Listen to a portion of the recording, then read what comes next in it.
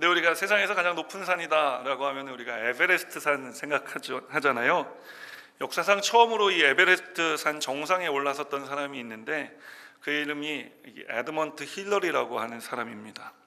1953년 5월 26일 두 명의 산악인과 함께 그는 에베레스트 산 정상에 역사상 처음으로 우뚝 올라섰습니다.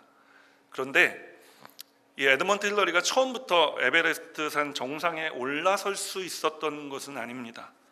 그는 이미 이전에 1940년에도 이 산을 오른 적이 있습니다. 그러나 그때는 실패했어요. 1940년 에드먼트 힐러리가 에베레스트 산 정상 정복에 실패하고 내려오면서 우리에게 남긴 유명한 말이 있는데 그 말이 뭐냐면은 이런 말입니다. 산이여, 너는 자라지 못한다. 그러나 나는 자라날 것이다. 성장할 것이다. 나의 기술도 성장할 것이고 나의 힘도 성장할 것이고 나의 경험도 성장할 것이고 내가 가진 장비들도 성장할 것이다. 나는 반드시 다시 돌아온다. 그리고 기어이 내 정상에 설 것이다. 그가 에베레스트 산 정상에 올라설 수 있었던 것은 그가 실패에 낙심하지 아니하고 좌절하지 아니하고 끊임없이 훈련하고 노력했기 때문에 그럴 수 있었던 것입니다. 사랑하는 여러분, 저와 여러분에게도 일평생 올라야 될 산이 있는데 그 산의 이름이 마음의 산이 아니라 그 산의 이름은 믿음의 산입니다. 따라합니다. 믿음의 산.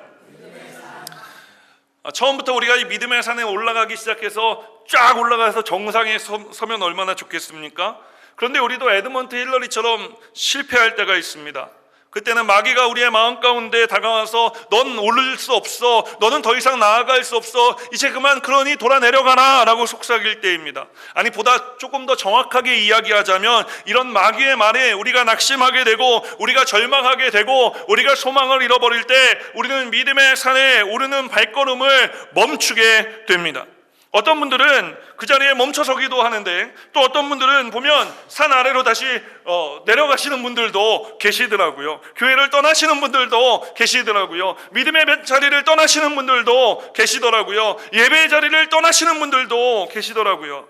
오늘 여러분은 어떻게 하고 계십니까? 믿음의 산 정상을 향해 올라가고 계십니까? 아니면은 잠시 멈춰서고 계십니까? 그도 아니면 다시 돌아 내려가려고 마음의 준비를 하고 계십니까? 올라가려고 하고 있는 분들이신 줄 믿습니다. 산을 오르다 보면 여러분 그래요. 숨이 차오를 때가 있습니다. 힘이 들 때도 있습니다. 그때 여지없이 드는 생각이 있죠. 이쯤에서 돌아 내려가는 게 덜 힘들겠어. 믿음 생활 했는데 여기까지 해봤는데 별거 없는 것 같아. 그러니까 이쯤에서 서로 좋게 인사하고 내려가는 게 덜 힘들겠어. 제가 한국에 있을 때 그 모셨던 담임 목사님들 중에 등산을 특별히 좋아하시는 목사님이 한 분 계셨어요. 월요일날 집에서 좀 늦잠 좀 자고 집사람하고 놀러도 다녀야 되고 신혼인데 목사님이 그렇게 월요일날 새벽마다 전화를 하세요. 산에 가자고. 그래서 제가 담임 목사님이 부르니까 안 갈 수가 없잖아요. 그래서 나가보면 저만 그렇게 부르는 게 아니라 한 교육자가 30명 되는데 그 새벽에 30명한테 다 전화를 해갖고 30명이 다 산 밑에 모입니다. 그래서 산을 올라가기 시작합니다. 한 3분의 1쯤 올라가다가 뒤를 돌아보면 3분의 1쯤 없어져 있습니다. 그리고 한 절반쯤 올라가다 보면은 그래서 뒤를 또 돌아보면은 이제 주저앉는 사람들이 생겨나기 시작합니다. 아이고, 나는 힘들어서 더 이상 못 가겠으니까 다녀오세요. 여기서 기다리고 있을 테니까. 그리고 조금 더 올라가다 보면은 이제 한 5명 남아 있습니다. 그래서 제가 그 중에도 젊은 목회자라 어떻게 오기가 있지 그 자리에 주저앉을 수 있습니까? 그래서 제가 열심히 따라 올라가는데 한 5명쯤 남았을 때 담임 목사님께서 뒤를 돌아보시면서 이렇게 이야기합니다. 힘들지? 거의 다 왔어. 그러나 그 말은 거짓말입니다. 계속 올라가야 됩니다. 아직도 한참 더 남았습니다. 그런데 그 담임 목사님의 특징이 뭐냐? 어느 산이든지 오르면은 정상에 다다르기 전까지는 쉬지 않으신다는 거예요. 도대체 저분의 체력은 어디서 나오는 걸까? 굉장히 궁금했습니다. 그런데 말이죠, 그렇게 땀을 뻘뻘 흘리면서, 제가 산을 좋아하는 사람도 아니거든요. 근데 어거지로 끌려 올라가는데도 그 목사님 그냥 뒤따라갖고 어떻게든지 올라가갖고 그 산 정상에 딱 올라서면요, 한국의 산 정상에는 항상 정자가 있어요. 근데 그 정자에 앉아서 살랑살랑 불어오는 바람을 싹 맞으면서, 이 목사님 또 미국에 계셨던 목사님이라 육포를 한 줄 쫙 찢어갖고 먹어라 그러고 주십니다. 그 육포 하나 입에 물고 있으면 또 좀 있다가 냉수를 또 한 잔 더 따라주세요. 마셔라. 그 육포 씹으면서 냉수를 한 잔 마시고, 그리고 산 밑을 쫙 바라보면은 그 풍경이 얼마나 아름다운지, 그동안 올라오면서 땀 뻘뻘 흘리고, 내가 다음 주에 목사님 전하면은 절대로 나는 다시 나오나 봐라 그러면서 나왔더니 이 모든 생각들이 다 사라지는 것을 경험했습니다. 오늘 우리는 성경에서 믿음의 산을 오르고 있는 한 사람을 만날 수 있습니다. 그의 이름은 바로 사도 바울입니다. 그는 지금 여러분이 잘 알고 있는 것처럼 감옥 안에 갇혀 있지 않습니까?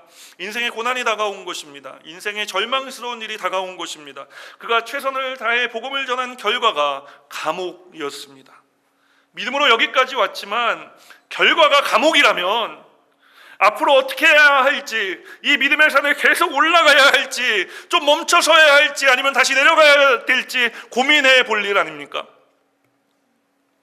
믿음으로 여기까지 왔지만 결과가 늘 고생과 수고뿐이라면 우리가 어떻게 해야 될지요, 이 믿음의 산을 계속 올라가야 할지 아니면 멈춰서야 될지, 이쯤에서 서로 좋은 게 좋은 거니 say goodbye 하고 다시 내려가는 게 더 남는 것인지 생각 좀 해봐야 되는 것 아닐까요?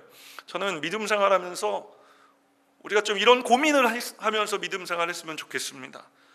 우리가 믿음 안에서 고민하는 것은요, 우리에게 유익을 가져오기 때문에 그래요. 왜냐하면 고민하면은 기도하게 되잖아요. 기도하면 말씀 읽게 되고, 말씀을 읽으면 그 말씀 가운데 답을 얻을 수 있게 되기 때문에 그런 것입니다. 여러분에게 똑같은 질문을 드리겠습니다. 자, 이 믿음의 산을 계속 올라가야 하겠습니까? 다시 한번 해드릴게요. 참 친절한 목사 만났어요. 이거 어떻게 할 거야? 자, 이 믿음의 산 계속 올라가야 할까요? 사도 바울은 어떻게 하고 있습니까? 성경은 그가 그런 고난이 다가왔음에도 불구하고, 감옥이라는 인생의 결과가 나타났음에도 불구하고, 그는 오늘 성경을 보니까 계속해서 달려가고 있다고 표현하고 있습니다. 계속 이 믿음의 산 정상을 향해 올라가고 있다고 말씀하고 있습니다. 그렇다면 그는 어떻게 이런 상황 속에서도 믿음의 산을 올라가는 발걸음을 멈추지 않을 수 있었던 것일까요? 또 우리는 어떻게 해야 사도 바울과 같이 믿음의 산을 계속해서 올라가는 삶을 살아가 마침내 기쁨으로 그 산 정상 위에 우뚝 서는 믿음의 사람들이 되어질 수 있을까요? 다 같이 따라하겠습니다. 거룩한 불만족을 가져야 합니다. 오늘 어떻게 해야 되냐 하면은 거룩한 불만족을 가져야 된다고 성경은 우리에게 말씀하고 있는 것을 볼 수 있습니다. 과연 그런지 오늘 12절 말씀 우리가 함께 읽겠습니다. 내가 이미 얻었다 함도 아니요 온전히 이루었다 함도 아니라 오직 내가 그리스도 예수께 잡힌 바 된 그것을 잡으려고 달려가노라. 오늘 사도 바울은 12절에서 오직 내가 그리스도 예수께 잡힌 바 된 그것을 잡으려고 달려간다고 표현하고 있습니다. 여기서 달려간다는 단어는요, 그냥 우리가 짐 같은 데서 설렁설렁 이렇게 뛰는 그런 게 아니라, 이 달려간다는 말이 어디서 나온 말이냐면요, 며칠 동안 굶주린 사냥개가 먹이를 본 거예요. 그래서 그 먹이를 향해 쏜살같이 죽기 살기로 달려가는 모습에서 나온 단어입니다.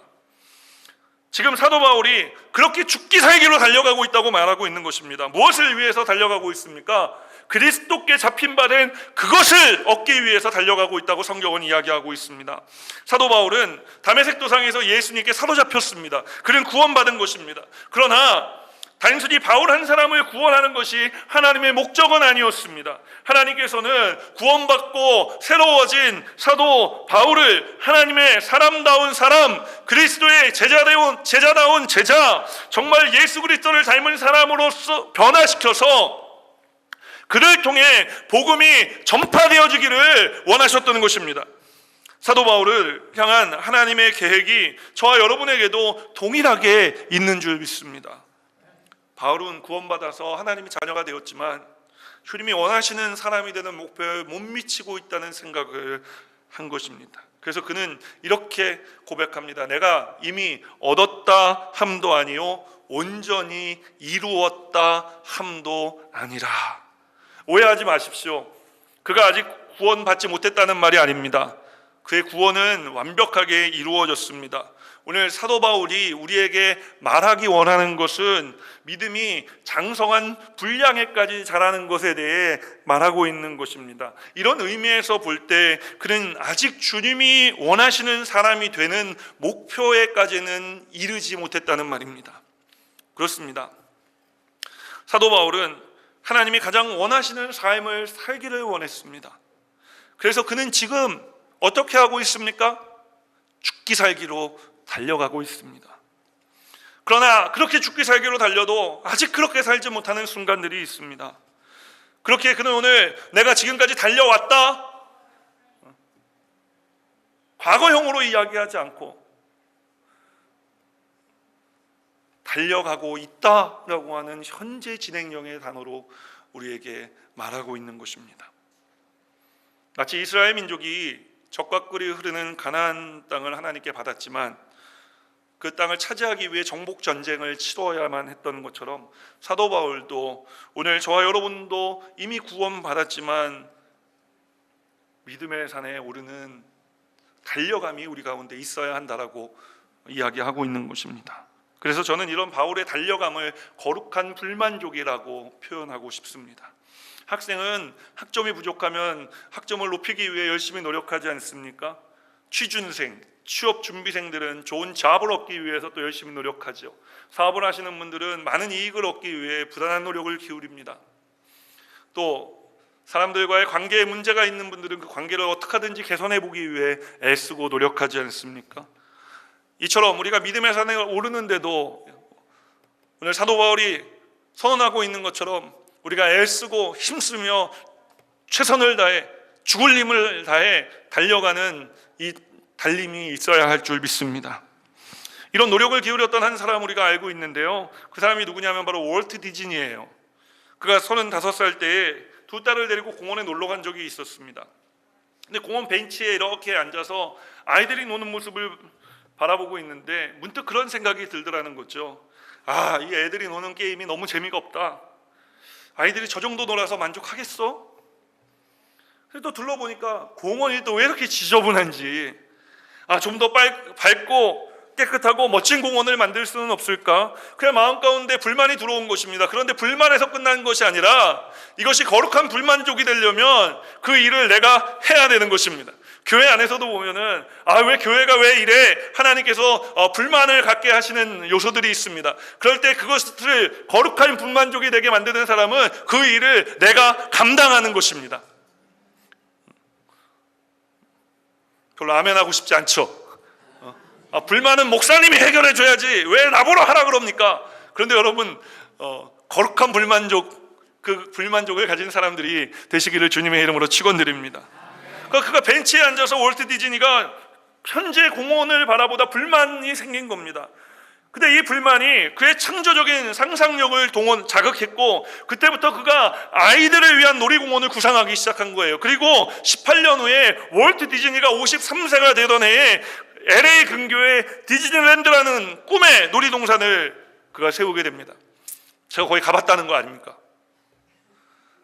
제가 하와이에서 떠날 때 새 담임 목사님이 오셔서 빨리 가라고 그래서 빨리 오려고 했는데 시카고에서는 천천히 오라고. 그 중간에 시간이 떴습니다.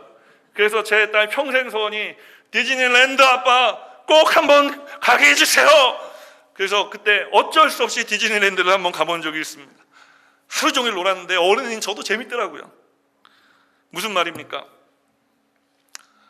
어떤 한 사람이 불만족스러운 그것을 거룩한 불만족으로 바꾸고, 그래서 그 일을 감당했을 때 많은 사람들이 쉴 수 있는 편안한 한식처가 생겨난 것입니다. 이처럼 애쓰고 노력하는 사람들에게는 그들이 처한 상황이 별로 중요하지 않은 거예요. 사도 바울에게도 그가 지금 감옥에 있는 것이 그렇게 중요하지 않습니다. 왜냐하면 그것보다 더 중요한 것이 있었기 때문이죠. 월트 디즈니에게도 그 더러운 공원이 문제되지 않았습니다. 왜냐하면 더 좋은 공원으로 만들 것이니까요. 오늘 사도 바울에게 있어서 더 중요한 것, 그가 처한 감옥이라는 상황보다 더 중요하게 여기게 하는 것, 그래서 감옥이 별것 아니게 만들었던 것, 그것은 무엇이냐? 내가 어떻게 하면 이 믿음의 산 정상까지 다름질해서 멈추지 아니하고 지치지 아니하고 올라갈 수 있을까 하는 것이었습니다. 거룩한 불만족입니다.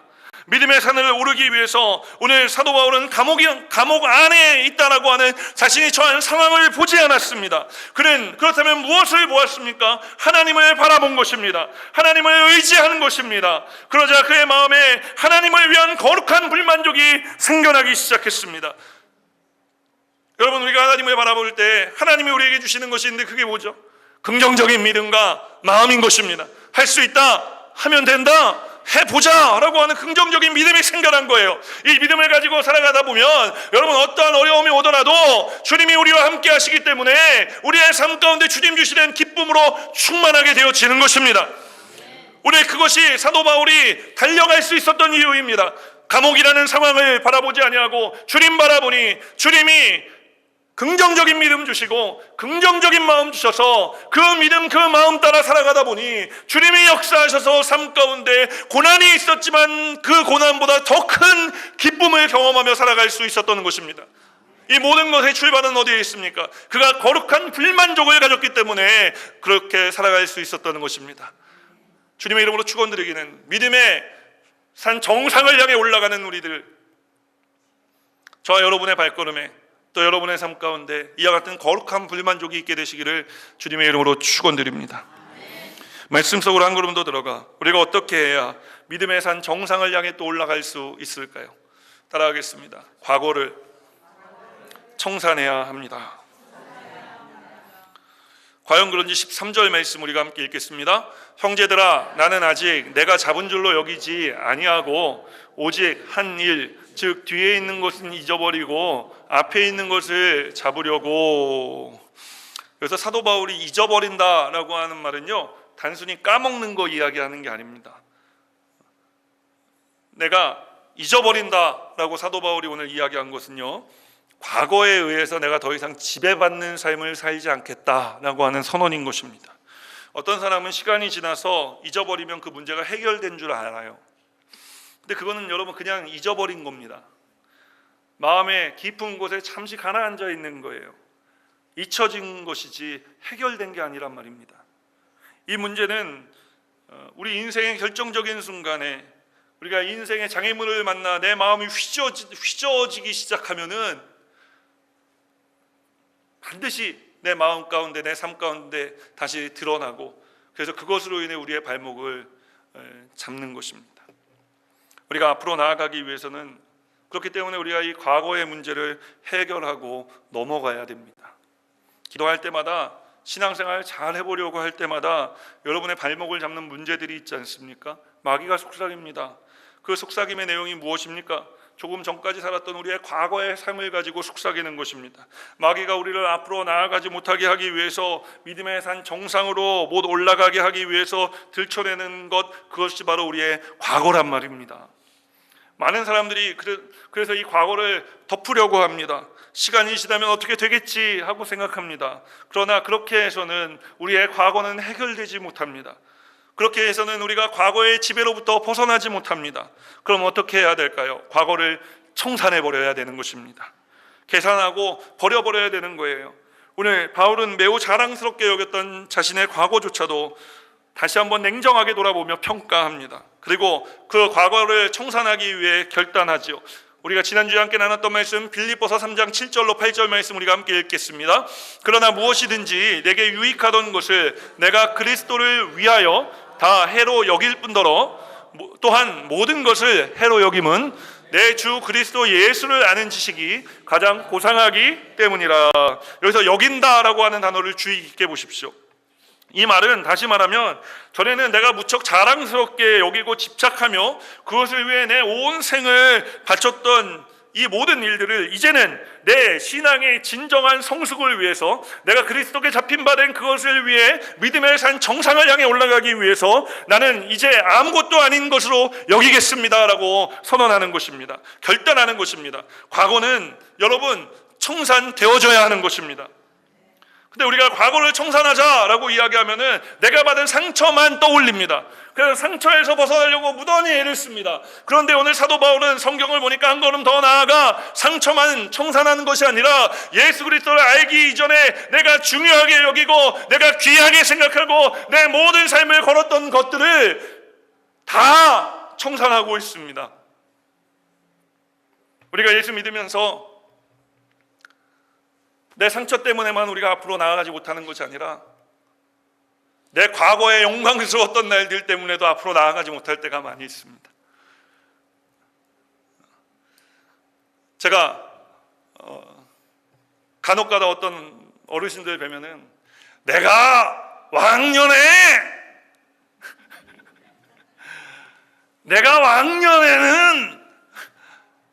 여러분 그런 분들은 절대로 앞으로 나아가지 못합니다.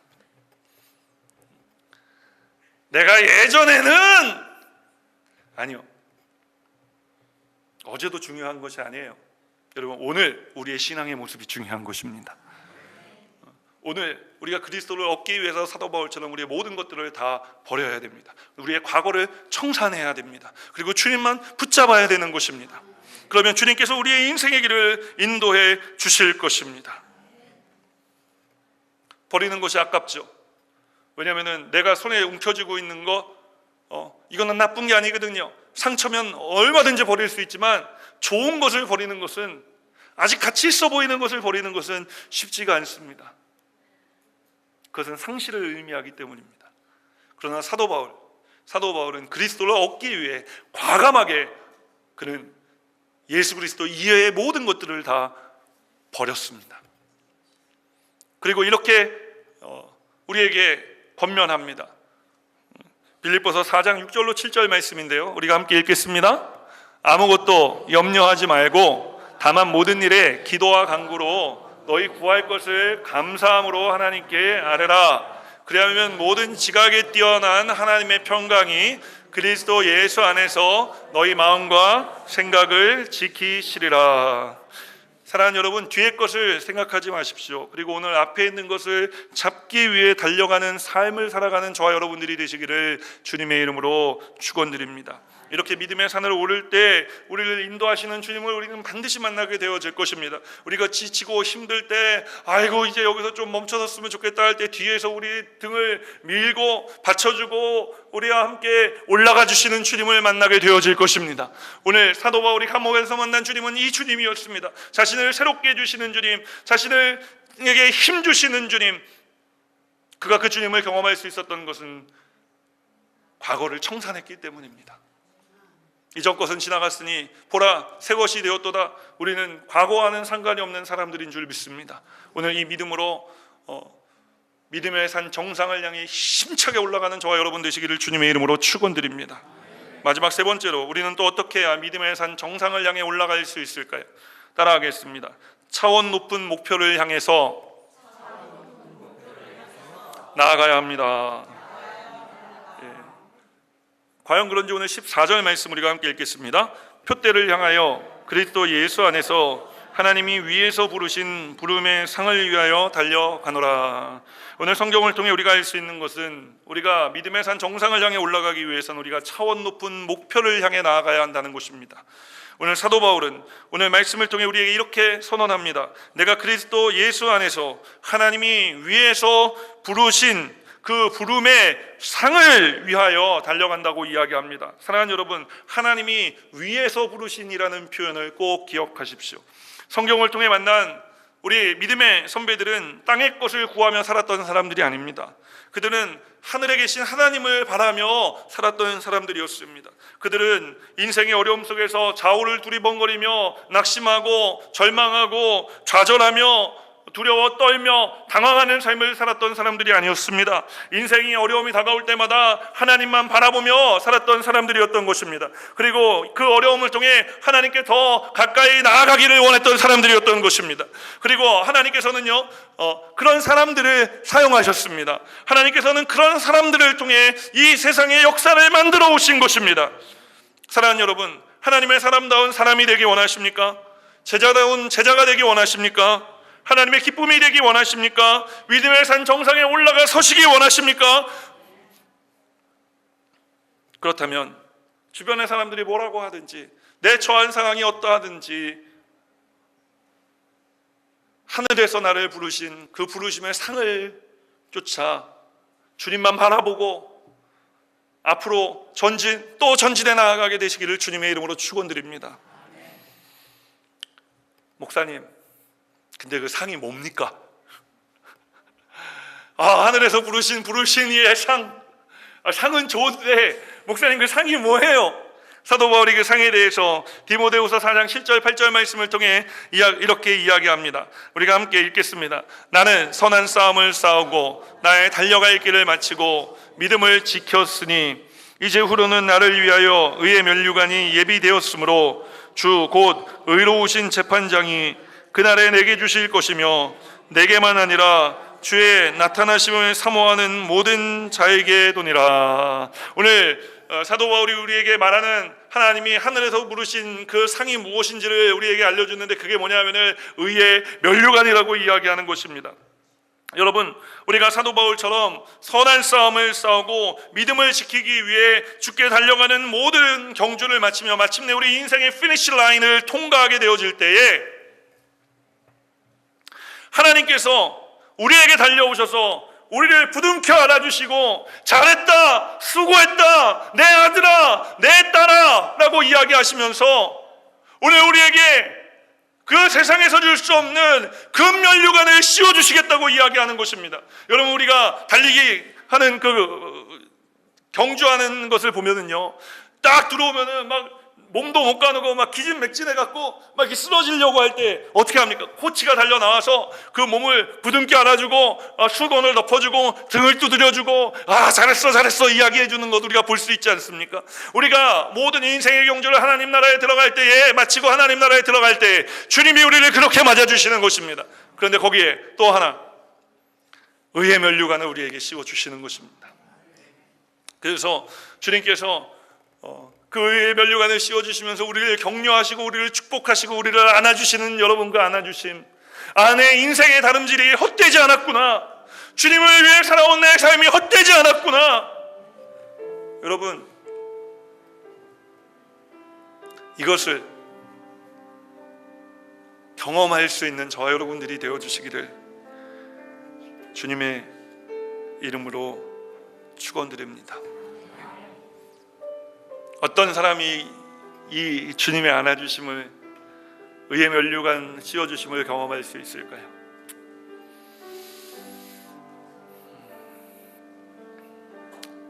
차원 높은 목표를 주신 하나님을 향해 바라보며 이 세상의 것을 구하는 것이 아니라 하나님을 의지하며 살아가는 사람들에게 하나님께서는 이와 같은 은혜와 축복을 주시겠다고 말씀하고 있는 것입니다. 오늘 그렇게 믿음의 산 정상을 향해 달려 올라가는 저와 여러분들이 되어주시기를 주님의 이름으로 축원드립니다. 제가 매일 기도하는 것이 있는데 그 새벽마다 교회 나와서 기도하면서 그 기도의 마무리를 항상 이렇게 하고 있어요. 하나님, 우리 모두가 함께 이 믿음의 산에 올라가서 언젠가 함께 이 믿음의 산 정상에 우뚝 서게 하여 주시옵소서. 우리 교회가 그런 교회가 되게 하여 주시옵소서. 우리 성도님들의 삶이 그런 삶이 되게 하여 주시옵소서. 우리 오늘 함께 잠시 말씀을 생각하면서 기도하겠습니다.